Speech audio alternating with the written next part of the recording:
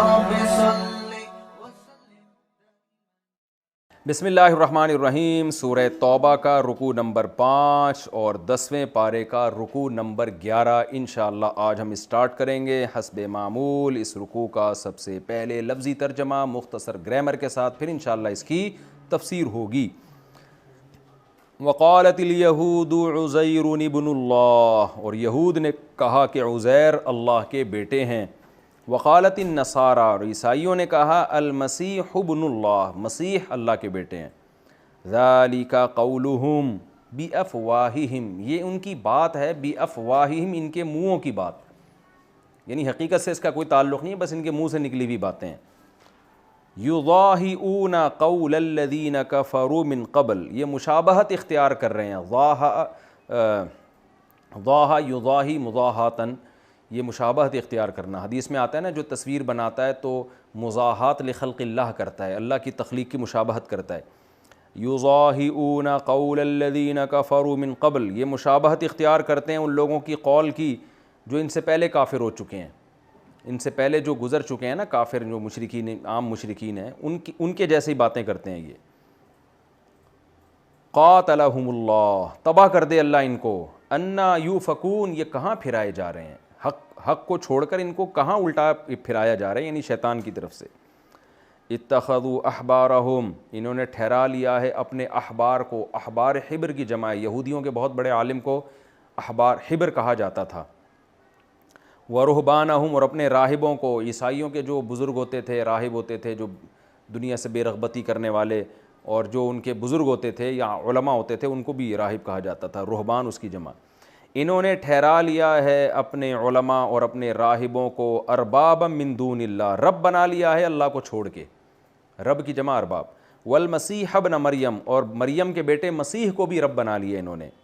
وما امروا، اور نہیں حکم دیا گیا ان کو، الا مگر اس بات کا، لیعبدوا کہ وہ عبادت کریں، الہ واحدہ صرف ایک الہ کی، لا الہ الا ہو، نہیں ہے کوئی عبادت کے لائق مگر صرف وہ، سبحانہ وہ ہر عیب سے پاک ہے، عما یشرکون اس عیب سے پاک ہے جو جن کو یہ اللہ کے ساتھ شریک کرتے ہیں، ان معبودوں سے پاک ہے جن کو یہ اللہ کے ساتھ شریک کرتے ہیں۔ یریدون، یہ یہود و نصارہ چاہتے ہیں، ان یطفئوا نور اللہ کہ اللہ کے نور کو بجھا دیں۔ اطفاء یطفئ، اطفاء کا معنی چراغ کا بجھانا، کہ یہ بجھا دیں اللہ کے نور کو، بافواہہم اپنے منہ سے چراغ بجھا دیں یہ۔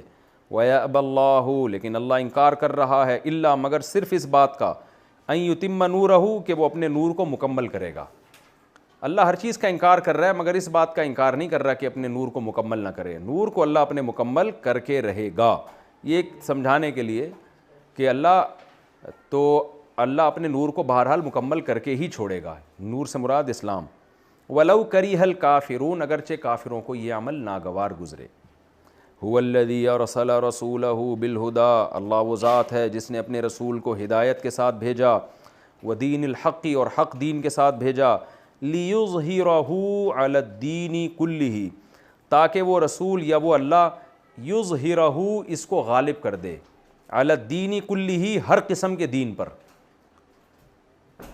وَلَوْ كَرِهَ الْمُشْرِكُونَ اگرچہ مشرکوں کو یہ عمل بہت ناپسند ہو۔ یا ایھا الذین آمنوا، اے لوگو جو ایمان لاتے ہو، ان کثیرا من الاحبار والرہبان، بہت سارے یہود کے علماء اور عیسائیوں کے علماء، لیأکلون اموال الناس کھاتے ہیں لوگوں کا مال، بالباطل ناحق طریقے سے، باطل طریقے سے، ویصدون عن سبیل اللہ اور لوگوں کو اللہ کے راستے سے روکتے ہیں، والذین اور وہ لوگ، یکنزون الذہب، ذہب سونے کو کہتے ہیں، کنز یکنزو جمع کرنا، کنز خزانے کو کہتے ہیں نا، جمع ہوا ہوتا ہے۔ والذین یکنزون الذہب والفضہ، وہ لوگ جو سونے اور چاندی کو بطور خزانہ کے جمع کر کے رکھتے ہیں، ولا ينفقونها فی سبیل اللہ اور اس خزانے کو اللہ کے راہ میں خرچ نہیں کرتے، فبشرہم تو آپ ان کو خوشخبری سنا دیجئے، بعذاب علیم ایک دردناک عذاب کی۔ یوم یحمى علیہا، یہ وہ دن ہوگا جس دن ان کو یحمى علیہا سونے اور چاندی کو پگھلایا جائے گا، فی ناری جہنم، جہنم کی آگ میں. یحما کا معنی ہوتا ہے گرم کیا جائے گا، شدید گرم کیا جائے گا ان کو جہنم کی آگ میں. فتکوا بہا، پھر داغا جائے گا. کوا یکوی کا معنی داغنا. فتکوا بہا، پھر اس سوندے چاندی کے ذریعے داغا جائے گا. جباہہم، ان کی پیشانیوں کو. جبی پیشانی کو کہتے ہیں، جبا اس کی جمع آتی ہے. ان کی پیشانیوں کو، و جنوبہم، اور ان کے پہلوؤں کو. جنب پہلو کو، جنوب اس کی جمع آتی ہے. سورہ آل عمران میں تھا نا وعلی جنوبہم. وظہورہم، اور ان کی پشتوں کو داغا جائے گا. پشت، ظہر پشت کو، ظہور اس کی جمع. ہذا، یہ ہے وہ خزانہ. ما، یہ وہ خزانہ ہے. کنزتم لانفسکم، جو تم نے اپنے آپ کے لیے جمع کر کے رکھا ہوا تھا. ان سے کہا بھی جائے گا یہ. فذوقوا، پس چکھو. ما کنتم تکنزون، اس خزانے کے مزے کو چکھو جو تم نے اپنے لیے جمع کر کے رکھا تھا. ان عدت الشہوری، بے شک مہینوں کی گنتی. عدت گنتی کو کہتے ہیں. مہینوں کی گنتی عند اللہ، اللہ کی نظر میں. 12، 12 ہے. شہرن، مہینوں کے اعتبار سے. یعنی مہینوں کی گنتی اللہ کے ہاں، اللہ کے قانون میں 12 ہے. ٹوٹل مہینے 12 ہیں. 12، 12 کو کہتے ہیں. فی کتاب اللہ، اللہ کی کتاب میں، یعنی جو اللہ کا قانون ہے اس کے حساب سے 12 ہیں. یوم خلق السماوات والارض، اس دن سے جس دن سے اللہ نے آسمانوں اور زمینوں کو بنایا ہے، اس دن سے اللہ نے مہینوں کی گنتی 12 رکھی ہے. منہا اربعۃ حرم، ان 12 مہینوں میں سے اربعۃ، 4 ایسے ہیں حرم جو محترم ہیں. 4 مہینے محترم ہیں. ذالک الدین القیم، یہی سیدھا دین ہے کہ مہینوں کا 12 ہونا، یہی سیدھا دین ہے. فلا تظلموا فیہن، پس ان مہینوں میں انفسکم، تم ظلم نہ کرو اپنی جانوں پہ. مہینوں کے مطلب مہینوں کے بارے میں تفسیر میں انشاءاللہ اس کی ڈیٹیل آئے گی کیا مطلب ہے. ان مہینوں کے بارے میں تم اپنی جان پہ ظلم نہ کرو. وقاتلوا المشرکین کافۃ، اور قتال کرو مشرکین سے. کافۃ، سب کے سب مشرکین سے. کما یقاتلونکم کافہ، جیسے کہ یہ قتال کرتے ہیں تم سے اور سب کے سب سے. یہ کسی مسلمان کو نہیں چھوڑتے، تو تمہارا بھی ان سے جہاد علی الاطلاق ہوگا. وَاعْلَمُوا، اور جان لو، ان اللہ مع المتقین، کہ بے شک اللہ تعالیٰ پرہیزگار لوگوں کے ساتھ ہے. انما النسیء زیادۃ فی الکفر، بے شک بڑھا دینا، نسا اضافے کو کہتے ہیں، سود کو بھی کہتے ہیں. تو بڑھا دینا یہ کفر میں زیادتی ہے. تفسیر میں انشاءاللہ اس کی ڈیٹیل آئے گی کہ وہ لوگ مہینوں کو بڑھا دیا کرتے تھے. 12 مہینوں کو 14 کر دیا، پھر ایک مہینہ ادھر سے اٹھا کے آگے لے گئے، اس طرح کرتے رہتے تھے. تو یہ جو اضافہ کر رہے ہیں مخصوص نوعیت کا، یہ جو آگے بڑھائے چلے جا رہے ہیں، یہ کفر میں مزید اضافہ ہے. یضل بہ الذین کفروا، اس کے ذریعے گمراہ کیا جاتا ہے ان لوگوں کو جو کافر ہیں. کافروں کو اور زیادہ اس کے ذریعے، اس عمل کے ذریعے گمراہ کیا جاتا ہے. یحلونہ عاما، مہینے کو حلال کر دیتے ہیں 1 سال. ویحرمونہ عاما، پھر اسی کو محترم بنا دیتے ہیں 1 سال. یعنی 1 سال کے لیے ایک مہینے کو کا احترام ختم کر کے اس میں ہر چیز کو حلال کر دیتے ہیں، پھر اگلے سال اسی کو، ایک مہینے کو جو حلال ہوتا ہے اس کو حرام کر دیتے ہیں. حرام سے مراد کیا ہے ڈیٹیل میں انشاءاللہ بتاؤں گا میں. لیواطئوا عدۃ ما حرم اللہ. واطأ یواطئ، مواطأۃ کا مطلب ہوتا ہے موافقت کرنا، تاکہ یہ موافقت کریں. موافقت کا مطلب اسی کے مناسب ہو جانا. تفسیر میں ڈیٹیل سمجھ میں آئے گی انشاءاللہ. لیواطئوا، تاکہ یہ موافقت کر لیں. عدۃ ما حرم اللہ، جن مہینوں کو اللہ نے حرام قرار دیا ان کی گنتی کی موافقت کر لیں. فیحلوا، جس کے نتیجے میں یہ حلال کر دیتے ہیں ما حرم اللہ، اس مہینے کو جس کو اللہ نے حرام کیا ہے. تفسیر میں ڈیٹیل آئے گی انشاءاللہ، آپ پریشان نہ ہو. زُیِّنَ لَهُمْ سُوءُ أَعْمَالِهِمْ، ان کے اعمال کی برائی ان کے لیے مزین کر دی گئی ہے. واللہ لا یہدی القوم الکافرین، اللہ ایسے کافروں کو ہدایت نہیں دیتا. یہ جی رکو نمبر 5 اور 11 کا مختصر لفظی ترجمہ مختصر گرامر کے ساتھ ہو گیا. اب میں انشاءاللہ اس کی تفسیر کی طرف چلتا ہوں. پچھلے رکوع میں اہل کتاب سے جہاد کا حکم تھا کہ اے ایمان والو، تمہارے جتنے بھی قریبی ممالک میں ہیں، جتنے بھی لوگ قریبی لوگ ہیں غیر مسلم ہیں، ان سے لڑائی شروع کرو. پھر یہ ہوتا رہا اس بات پر عمل صحابہ کے دور سے، جب تک کہ خلافت ختم نہیں ہو گئی اس پر حکم ہوتا رہا. یہاں تک کہ علامہ شامی رحمہ اللہ تعالیٰ جو بہت بڑے فقیہ گزرے ہیں انہوں نے لکھا ہے کہ خلیفۃ المسلمین پر لازم ہے کہ سال میں کم سے کم ایک دفعہ اگر اسباب اور وسائل ہیں تو کسی یعنی ریاست پہ وہ چڑھائی کرے وہ، تاکہ وہاں اللہ کے نظام کو نافذ کیا جائے۔ تو اب اللہ تعالیٰ ان یہود و نصارہ کی اور بھی قباحتیں بیان کر رہے ہیں کہ یہ اللہ کے دین کو فالو بھی نہیں کرتے، انہوں نے دینوں میں تحریفات بھی کی، اور ایسی ایسی تحریف کہ توحید جو تمام آسمانی مذاہب کی بیس ہے اسی توحید کو انہوں نے بدل ڈالا ہے۔ اللہ تعالیٰ فرماتے ہیں یہود نے کہا کہ عزیر اللہ کے بیٹے ہیں۔ یہودیوں کی ایک قوم ایسی تھی، ایک فرقہ ایسا تھا، سارے یہود نہیں کرتے تھے یہ، اب بھی نہیں کرتے، یہودیوں کا ایک فرقہ ایسا تھا جو حضرت عزیر علیہ السلام جو اللہ کے پیغمبر گزرے ہیں ماضی میں، ان کو اللہ کا بیٹا کہتا تھا۔ اس آیت پر آج بہت سے یہودیوں نے اعتراض کیا ہے کہ ہم میں تو کوئی بھی ایسا نہیں ہے جو عزیر علیہ السلام کو اللہ کا بیٹا کہتا ہو۔ تو اس کا جواب یہ ہے کہ یہودیوں کے پاس اپنی کون سی تاریخ 100% محفوظ ہے اور تمام فرقوں کا علم محفوظ ہے۔ اس آیت کے برحق ہونے کی سب سے بڑی دلیل یہ ہے کہ جب قرآن نے یہ آیتیں نازل کیں تو اس وقت یہودیوں نے بہرحال اعتراض نہیں کیا، تو اس کا مطلب وہ یہودی مانتے تھے اس وقت نبی کے دور میں کہ یقیناً ہمارے اندر ایک قبیلہ ایسا ہے جو ایک فرقہ ایسا ہے جو حضرت عزیر کو اللہ کا بیٹا کہتا ہے۔ تو اگر اس فرقے کے نام و نشان ختم ہو گئے اور یہود کی جو آج موجودہ کتابیں ہیں ان میں تذکرہ نہیں ملتا تو اس سے قرآن کی آیت کا غلط ہونا ثابت نہیں ہوتا، اور یہ بھی ممکن ہے کہ ہو سکتا ہے کچھ یہودی جانتے ہوں کہ ہمارا ایسا فرقہ گزرا ہے، اور اس بارے میں حضرت مفتی تقی عثمانی صاحب نے بہت اچھی بحث کی ہے، اور اس میں یہ پوری ڈیٹیل دیکھی بھی جا سکتی ہے۔ میں نے تو اس خلاصے کے طور پر آپ کو ایک بات بیان کر دی ہے کہ اگر آج کوئی یہودی انکار کرتا بھی ہے تو اس سے قرآن کا غلط ہونا ثابت نہیں ہوتا، ہم یہ کہیں گے اس کے پاس نالج پوری نہیں ہے۔ اور یہ بھی ممکن ہے بہت سے یہودی اقرار بھی کرتے ہوں، تو ضروری نہیں کہ جو اعتراض کر رہا ہے اس نے سارے یہودیوں سے ملاقات بھی کر لی ہو۔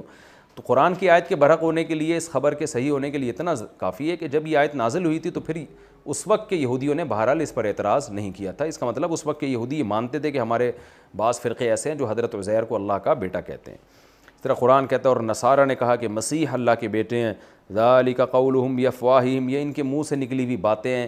یہ جملہ جب کہا جاتا ہے جب کسی کے پاس کسی بات کی کوئی دلیل نہیں ہوتی، ہم کہتے ہیں اپنے منہ سے بس ایک باتیں نکال رہا ہے، کہتے ہیں نا باتیں پھینکتا جاتا ہے یہ تو یہ بھی قرآن چونکہ عرب ہی کے محاوروں میں نازل ہوا ہے تو قرآن نے کہا ان کے منہ سے نکلی ہوئی باتیں ہیں۔ یضاہئون قول الذین کفروا من قبل، تو جو پہلے سے کافر ہیں نا، مشرکین چلے آ رہے ہیں، یہ انہی کی مشابہت کرتے ہیں۔ مشرکین نے فرشتوں کو اللہ کی بیٹیاں کہہ دیا، تو یہ اللہ کے لیے اولاد کا عقیدہ یہ اہل کتاب کا نہیں مشرکوں کا ہے، تو اہل کتاب نے مشرکوں سے لے لیا، اس میں ان کی مشابہت کی انہوں نے۔ قاتلہم اللہ، اللہ ان کو تباہ کر دے۔ انا یؤفکون، یہ سیدھا راستہ چھوڑ کر کہاں چلائے جا رہے ہیں۔ اتخذوا احبارہم ورہبانہم اربابا من دون اللہ، یہود و نصارہ کی ایک اور برائی بیان کی جا رہی ہے، کیونکہ حکم دیا جا رہا ہے نا ان یہود و نصارہ سے قتال کرو، تو یہود و نصارہ کہہ سکتے تھے بھائی ہمارے اندر کیا خرابی ہے جو ہم سے لڑائی کا حکم دیا جا رہا ہے، تو اللہ ان کی قباحتیں بیان کر رہے ہیں کہ ایک جرم تو یہ ہے کہ شرک کرتے ہیں، دوسرا جرم انہوں نے اپنے علماء اور عیسائیوں نے اپنے علماء کو اللہ کو چھوڑ کے خدا بنا لیا ہے، معبود بنا لیا، اور مسیح ابن مریم کو بھی۔ حضرت مسیح کو کیسے معبود بنائے تو سب کو پتہ ہے کہ عیسائی عقیدہ تثلیث کے قائل ہیں، اس کی تفصیل تو بہت دفعہ گزر چکی ہے۔ دعاؤں میں حضرت مسیح کو پکارتے ہیں، آپ چرچ میں جائیں عیسائی پکار رہے ہوتے ہیں کہ اللہ کا بیٹا ہے، ہم یہ کام کر دیں، یہ کر، خود اللہ کا بیٹا کہنا ہی ان کو معبود بنانا ہے۔ باقی جو انہوں نے اپنے علماء کو خدا بنایا تھا تو اس کی تفصیل میں پہلے سورہ آل عمران میں یا کسی اور صورت میں، جہاں یہ سورہ آل عمران میں ہی ہے وہاں میں، یا سورہ مائدہ میں ہے شاید، وہاں میں بیان کر چکا ہوں کہ حدیث میں آتا ہے رسول اللہ صلی اللہ علیہ وسلم سے صحابہ نے پوچھا کہ یا رسول اللہ یہود و نصارہ تو اپنے علماء کو خدا نہیں سمجھتے، معبود نہیں سمجھتے، تو قرآن نے کیسے کہہ دیا؟ تو آپ نے فرمایا کہ یہود و نصارہ کے علماء جس چیز کو حلال کر دیں کیا ان کی عوام اس کو حلال نہیں سمجھتی؟ صحابہ نے کہا بالکل، تو فرمایا یہی تو خدا بنانا ہے، حلال و حرام کا اختیار تو صرف اللہ کے پاس ہے۔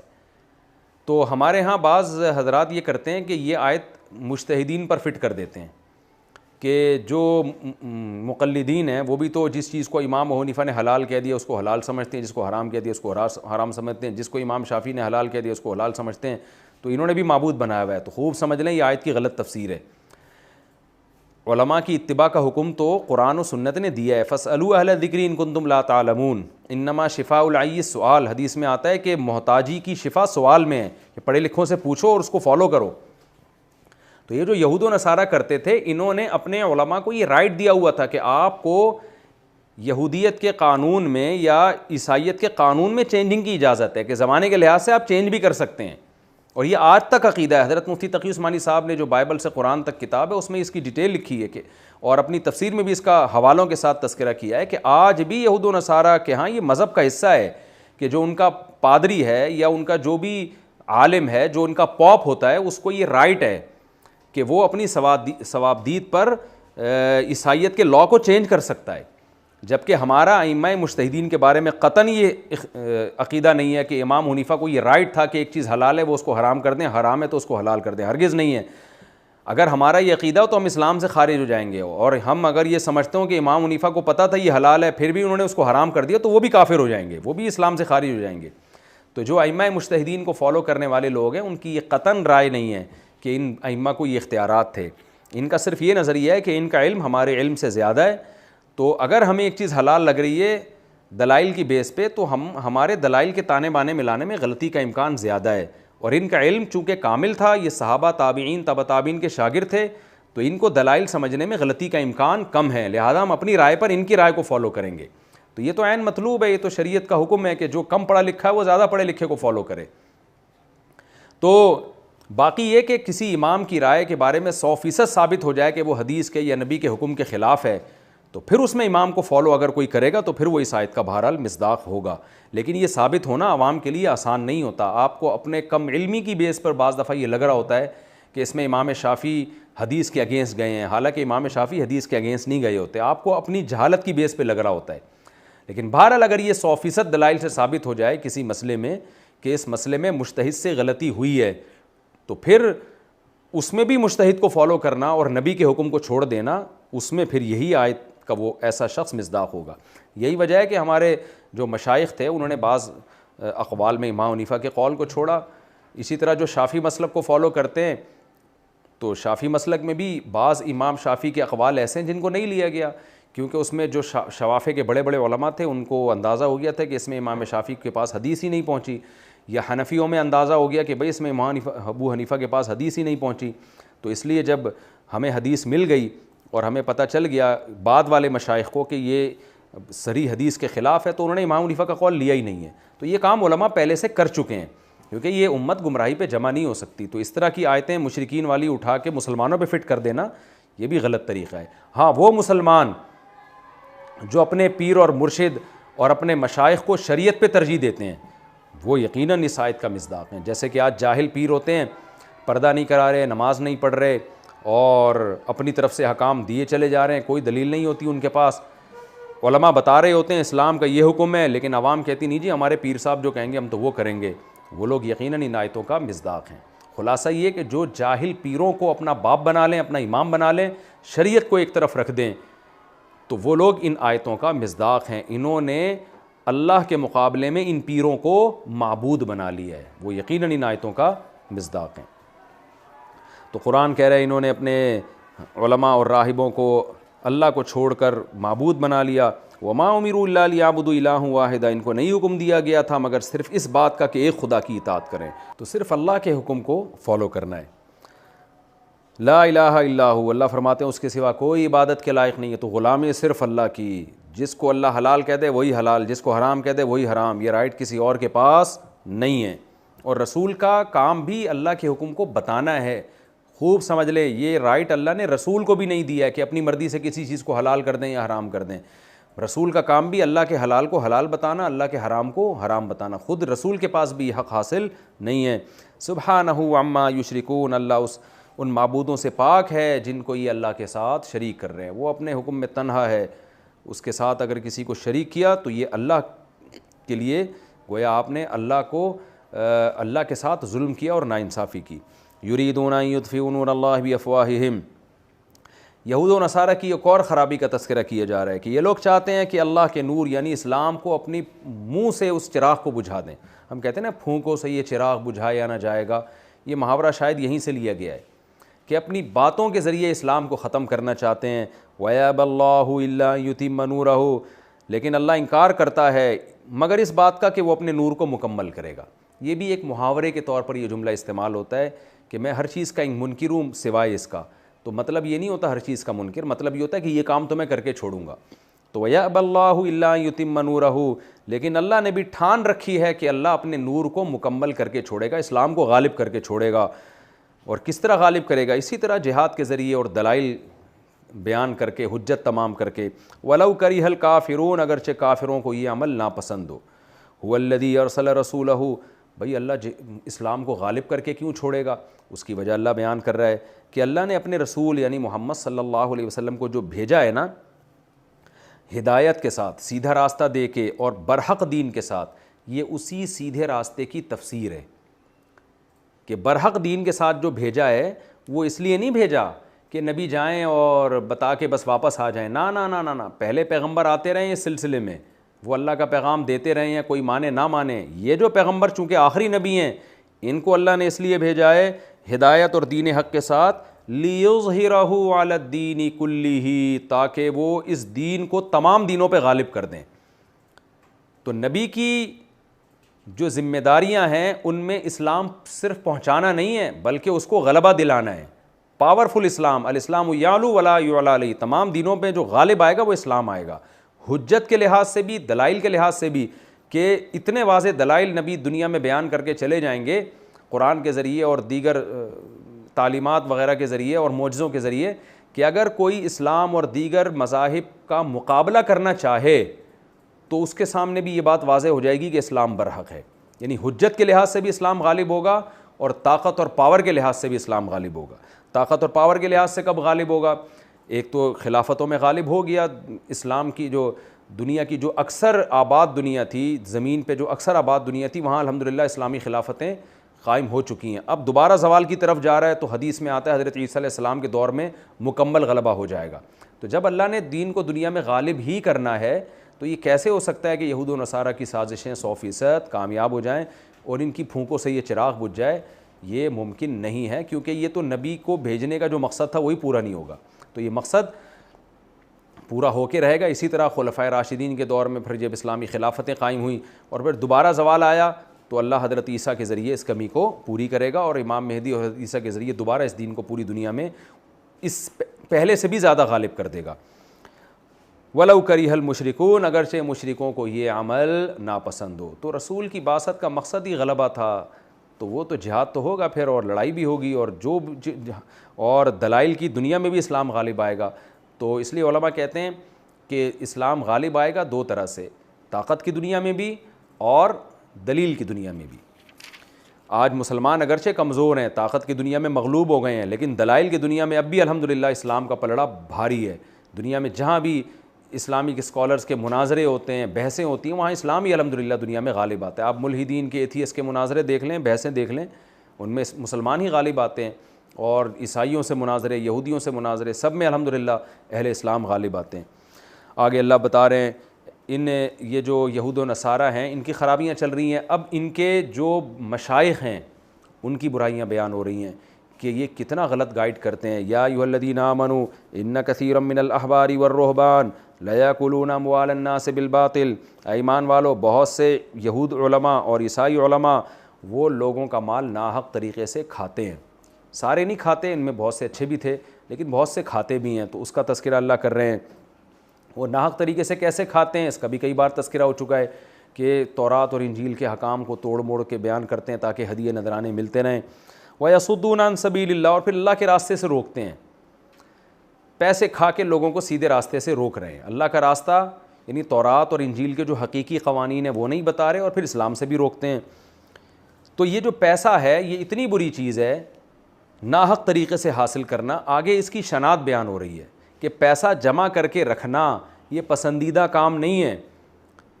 تو یہود و نصارہ تو کیا کر رہے ہیں؟ حرام طریقے سے پیسہ جمع کر رہے ہیں، جبکہ آگے اللہ بیان کر رہا ہے جو حلال طریقے سے بھی جمع کرے گا اور ان پیسوں سے اللہ کا حق نہیں نکالے گا، زکوٰۃ نہیں نکالے گا، صدقات واجبہ ادا نہیں کرے گا، تو ان کے لیے دردناک عذاب ہے۔ تو سوچو جو حرام طریقے سے پیسہ کمائے گا اس کے لیے کیسا عذاب ہوگا۔ اس لیے اللہ نے آگے ذکر کیا ان لوگوں کا جو پیسہ جمع کرتے ہیں حلال طریقے سے اور پیسے کا حق ادا نہیں کرتے۔ یہ جو زکوٰۃ اور جو بھی واجب مالی صدقات ہیں جن کی تفصیل میں انشاءاللہ بتاؤں گا مختصراً، تو جو حلال کما کے اس میں سے زکوٰۃ نہ نکالے اس کا یہ انجام ہونے والا ہے. تو جس کے دل میں پیسے کی ایسی محبت ہو کہ حلال و حرام کی پرواہ کیے بغیر جمع کرنا شروع کر دے, اس کا کیا انجام ہوگا, ان یہود و نصارہ کا کیا انجام ہوگا. تو آگے اللہ فرماتے ہیں والذین یکنزون الذهب والفضہ, وہ لوگ جو سونا اور چاندی جمع کر کے رکھتے ہیں اور اسے اللہ کے راستے میں خرچ نہیں کرتے, ان کو دردناک عذاب کی خوشخبری سنا دیجئے. یہ وہ دن ہوگا جس دن اسی سونے اور چاندی کو جہنم کی آگ میں گرم کر کے پگھلا کے ان کے پیشانیوں کے, ان کے پہلوؤں پر, ان کی پشت کو داغا جائے گا. یہی گرم کر کے ان کی پیشانیوں پہ ڈالا جائے گا جس سے یہ جلیں گے. داغنے کے لیے جلایا جاتا ہے نا.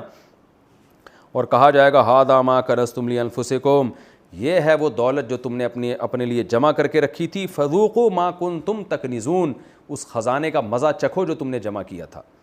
خوب سمجھ لیں, یہاں صرف جمع کرنے کے حرام ہونے کو نہیں بیان کیا جا رہا, مال جمع کرنا بھی جائز ہے, اس کی میں بہت دفعہ تفصیل بیان کر چکا ہوں. یہاں وہ جمع کرنا مراد ہے کہ جمع کر کے آپ سانپ بن کے اس پہ بیٹھ جائیں اور جہاں خرچ کرنا لازم ہے وہاں بھی خرچ نہ کریں. تو اللہ کے راستے میں خرچ کرنے سے مراد کیا ہے؟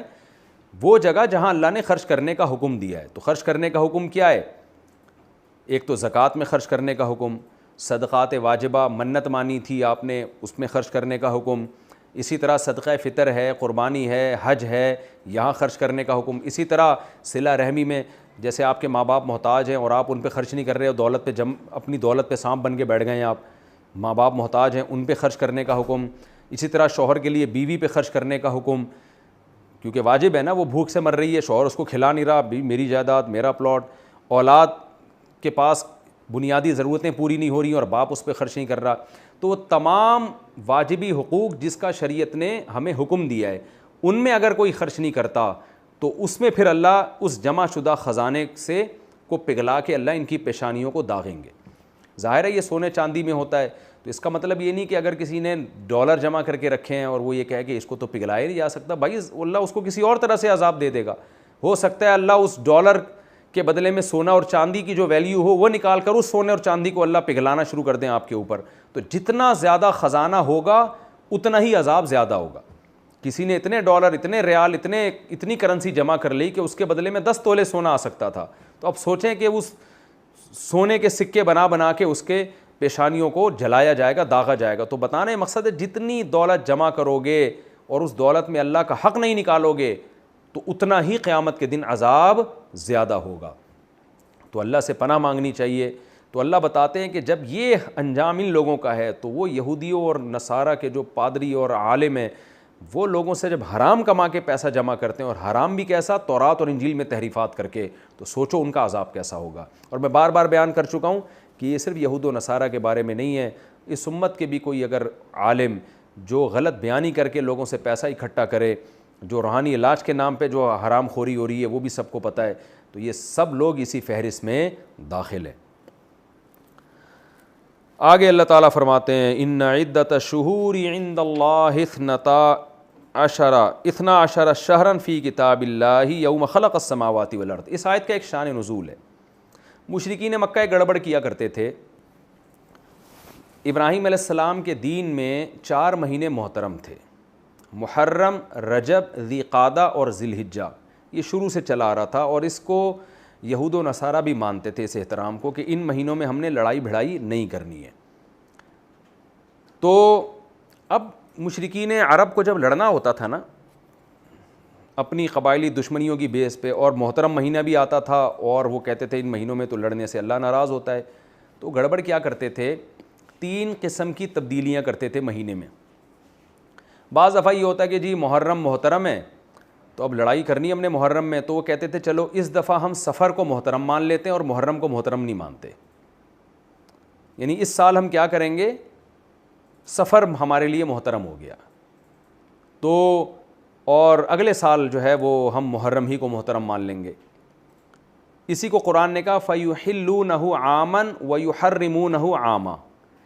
یحلون کا معنی حلال سمجھ لینا, حلال کا مطلب اس میں گویا جنگ و جدال کو حلال سمجھ لینا اور اس کے احترام کو ختم کر دینا, اور یحرمون کا مطلب اس کو محترم ماننا. ایک سال اس مہینے کو محترم مانا اور اگلے سال دوسرے مہینے کو محترم مانا, اس طرح سے گڑبڑ کرتے رہتے تھے. یہ دوسری گڑبڑ یہ کرتے تھے کہ کہ بھئی یہ محرم کا مہینہ ہے یا یہ ذی قعدہ کا مہینہ ہے، ذی قعدہ میں لڑائی حرام ہے، یا یہ ذی الحجہ ہے اس میں لڑائی حرام ہے، تو ہم ایسا کرتے ہیں کہ جیسے محرم میں حرام ہے تو اس سال جو ہے سفر ہم پہلے لے آتے ہیں، محرم بعد میں لے آتے ہیں. یعنی اس سال کا جو دوسرا مہینہ ہے نا جس کو سفر کہتے ہیں وہ محرم ہوگا، اور جو پہلا مہینہ ہے اس کو سفر کر لیتے ہیں ہم. یہ ایسا ہی ہے جیسے آپ نے برتھ ڈے منانی ہے 1 جنوری کو، کیک آپ کو 1 فروری کو سستا مل رہا ہے، تو آپ کہتے ہیں چلو جب دسمبر ختم ہوا ہے نا تو فروری پہلے آئے گا اس سال اور جنوری بعد میں آئے گا. یعنی اس طرح کی آپ گڑبڑیں شروع کر دیں. تو دوسری گڑبڑ یہ کرتے تھے. تیسری گڑبڑ یہ کرتے تھے کہ بعض دفعہ یہ بھی ہوتا تھا کہ مہینہ جو ہے اب محترم مہینہ آ رہا ہے، لڑائی نہیں کرنی، تو محترم مہینے کو اگلے مہینے دھکیل کے کیا کرتے تھے، اگلے مہینے سے 2 مہینے ادھار لے لیے کہ اس دفعہ ذی قعدہ تھوڑا لیٹ ہم شروع کریں گے، شوال لے آؤ پہلے، یعنی اگلے مہینے سے بھی ادھر لے آؤ. تو کیا مطلب یہ والا مہینہ جو ہے، یہ والا جو سال ہے نا 12 مہینوں کے بجائے 14 مہینے کا ہوگا، اور اگلا سال ہم 10 مہینے کا کر لیں گے. تو ان تمام ہیر پھیر اور تبدیلی کا بنیادی مقصد ہوتا تھا کہ ہم نے جب لڑنا ہے تو ہم لڑیں گے، اور اللہ کے مہینوں کا احترام بھی باقی رہے گا، کیونکہ ہم مہینوں وہ جو بھائی محترم مہینے کو ہم آگے ڈیلے کر رہے ہیں نا، وہ والا مہینہ ہم وہ والے مہینے میں لے کے جا رہے ہیں، یا ہم 12 مہینوں کے بجائے اس دفعہ 14 مہینے کر رہے ہیں، تاکہ جو ہے یہ جو سفر اور یا ربیع الاول کا مہینہ ہے فار ایگزامپل، اس ربیع الاول کے مہینے میں ہم نے ایڈیشن کر دی، اور اس دفعہ ہمارا ذی قعدہ تھوڑا لیٹ شروع ہوگا تاکہ ہم لڑائی کر سکیں، کیونکہ آگے ذی قعدہ آنے والا ہے، وہ محترم مہینہ، اس میں لڑائی جائز نہیں ہے. تو کوئی بات نہیں، 2 مہینے ذی قعدہ کو ڈیلے کر دو. اور تو پھر سوال پیدا ہوتا ہے یہ سال تو 14 مہینوں کا ہو جائے گا، تو کوئی بات نہیں، اگلا سال ہم 10 مہینوں کا کر دیں گے. اس طرح ڈرامے کرتے رہتے تھے. تو اس سے قرآن نے بھی منع کیا کہ ان مشرکین کی حرکتیں دیکھو کہ کسی چیز کو حلال یا حرام کرنے کے لیے اللہ کے مہینوں میں ہی تصرف کرنا شروع کر دیتے ہیں. اس کا قرآن نے بتایا ان عدت الشہور، مہینوں کی گنتی عند اللہ، اللہ کی نظر میں 12 شہرن، وہ 12 ہے مہینوں کے اعتبار سے. یوم خلق السماوات والارض، جب سے اللہ نے آسمانوں اور زمینوں کو پیدا کیا، فی کتاب اللہ، اللہ کی کتاب میں. مہینے جو اسلامی مہینے ہیں، جو چاند والے مہینے ہیں، وہ کسی اور قوم نے اگر کوئی اور مہینے نکالے اس سے کوئی فرق نہیں پڑتا، وہ اس کا اسلام مخالفت نہیں کر رہی ہے. جو محرم، صفر، ربیع الاول والے مہینے ہیں نا، یہ جن میں شرعی احکام کے ہم مکلف ہیں، اس کا قرآن یہ کہہ رہا ہے یہ 12 مہینے ہیں، 14 نہیں ہے جو تم بنا لیتے ہو. منہا اربعۃ حرم، اس میں 4 محترم مہینے ہیں جن کو اللہ نے قابل احترام قرار دیا. ذالک الدین القیم، یہی سیدھا دین ہے، یعنی 12 ہیں 14 نہیں ہیں، یہ سیدھا دین ہے. فلا تظلموا فیہن انفسکم، ان مہینوں کے بارے میں اپنی جان پہ ظلم نہ کرو. کیا مطلب محرم کو ڈیلے کر کے سفر میں لے جانا، سفر کو پہلے لے آنا، 12 کے بجائے مہینوں کو 14 کر دینا، یہ ظلم ہے. تو مہینوں کے بارے میں ظلم نہ کرو، جتنی تعداد، جتنے دن، جتنے جو جس تاریخ ہے وہی اس کو دو، دائیں بائیں نہ کرو اس میں. وقاتلوا المشرکین کافۃ کما یقاتلونکم کافہ، اور مشرکین جو یہ الٹے کام کر رہے ہیں ان سب سے لڑو تم، جیسے کہ یہ تم سب سے لڑتے ہیں. یہ فرق نہیں کرتے کہ قریشی مسلمان، ہاشمی مسلمان، عجمی مسلمان، ان کی نظر میں بس اسلام ہی ہے لڑائی کے لیے، جو مسلمان ہوگا اس سے لڑیں گے. تو تم نے بھی مشرکین میں فرق نہیں کرنا، کیونکہ یہ ایسی ایسی قباحتیں کر رہے ہیں کہ اللہ کے دین کو ایسے تبدیل کر رہے ہیں. اور آگے اللہ فرماتے ہیں وَاعْلَمُوا أَنَّ اللَّهَ مَعَ الْمُتَّقِينَ، اور جان لو اللہ پرہیزگاروں کے ساتھ ہے، تو اللہ تمہاری مدد کرے گا انشاءاللہ. آگے اللہ فرماتے ہیں اِنَّمَا النَّسِيءُ زِيَادَةٌ فِي الْكُفْرِ، مہینوں میں جو اضافہ کرنا ہے یہ بھی کفر میں زیادتی ہے. مشرکین پہلے سے کافر ہیں، ایک بدعملی کر کے اور زیادہ کفر بڑھ جاتا ہے ان کا. وہ بدعملی کیا ہے کہ اس میں اضافہ، 12 کے 14 مہینے کر دیے. یضل بہ الذین کفروا، اس عمل کے ذریعے گمراہ کیا جاتا ہے کافروں کو، یعنی اور گمراہ ہو جاتے ہیں. یحلونہ عاما، مہینے کو حلال کر دیتے ہیں 1 سال، یعنی اس میں جنگ و جدال کو جائز سمجھتے ہیں جبکہ وہ ہوتا محترم ہے. ویحرمونہ عاما، اور اسی مہینے کو حرام کر دیتے ہیں اگلے سال، یعنی اپنی مرضی سے کیا ہوا انہوں نے یہ سب. لیواطئوا عدۃ ما حرم اللہ، تاکہ یہ موافقت کر لیں جن مہینوں کو اللہ نے حرام قرار دیا ہے نا، ان مہینوں کی گنتی کی موافقت کر لیں. اللہ نے ٹوٹل 4 مہینوں کو حرام قرار دیا ہے، تو یہ چاہتے ہیں بس سال میں 4 مہینے ایسے ہوں جن میں جنگ و جدل نہ ہو، تو ہم نے ایڈجسٹمنٹ کر لیں گے ہم اس کی. لیواطئوا کا مطلب ایڈجسٹمنٹ ہوگا یہاں پہ، کہ ہم محرم کو تھوڑا آگے لے جائیں گے، سال کے 14 مہینے کر دیں گے، تو نتیجہ یہی نکلے گا کہ ٹوٹل 4 مہینے ایسے ہوں گے جن میں ہم نے لڑائی نہیں کی. تو دیکھو ہم تو اللہ کے حکم کی اطاعت کر لی نا، اللہ نے 4 مہینے حرام قرار دیے تو ہم بھی 4 مہینوں میں ہم نے لڑائی نہیں ہے. ہم تو صرف سال کے 8 مہینے لڑے ہیں ہم. تو اللہ کہتے ہیں یہ اس لیے کر رہے ہیں تاکہ اللہ نے جن مہینوں کو حرام قرار دیا ان کی گنتی کی موافقت ہو جائے. تو صرف گنتی پوری کرنی ہے, تو صرف گنتی تھوڑی پوری کرنے, اللہ نے تو وہ مہینے بھی متعین کیے ہوئے, ان کو آگے پیچھے کیوں کر رہے ہو؟ فَيُحِلُّ مَا حَرَّمَ اللَّهُ, اس گنتی پوری کرنے کے چکر میں کرتے کیا ہیں, جن مہینوں کو اللہ نے محترم قرار دے دیا ان کو یہ حلال کر دیتے ہیں. صرف گنتی پوری کرنے کے چکر میں لگے ہوئے ہیں, اور اس کے چکر میں نتیجہ کیا نکلتا ہے کہ جو حرام مہینہ ہے یعنی محترم مہینہ وہ حلال ہو جاتا ہے. تو یہ بڑا جرم ہے. زُيِّنَ لَهُمْ سُوءُ أَعْمَالِهِمْ, ان کے برے اعمال اللہ نے ان کی نظر میں مزین, یعنی ان کی نظر میں برے اعمال کو مزین کر دیا گیا ہے. اللہ ایسے کافروں کو ہدایت نہیں دیتا. یہ ہمارا رکوع الحمدللہ کمپلیٹ ہو گیا. اس میں زکوٰۃ کی فضیلت معلوم ہوئی, زکوٰۃ نہ دینے کی قباحت, اور بشارت کے اسلام انشاءاللہ دنیا میں غالب آئے گا, دلیل کے لحاظ سے بھی اور طاقت اور قوت کے لحاظ سے بھی, اور شرعی احکام کے جو اوقات ہیں ان میں تبدیلی کرنا بھی کتنا بڑا جرم ہے, اس کی بھی حرمت معلوم ہوئی. اگلے ایپیسوڈ میں انشاءاللہ ہم رکوع نمبر 6 سورہ توبہ کا اور رکوع نمبر 12 انشاءاللہ ہم شروع کریں گے. اللہ تعالیٰ سمجھنے کی, عمل کی توفیق عطا فرمائے. وما علینا الا البلاغ.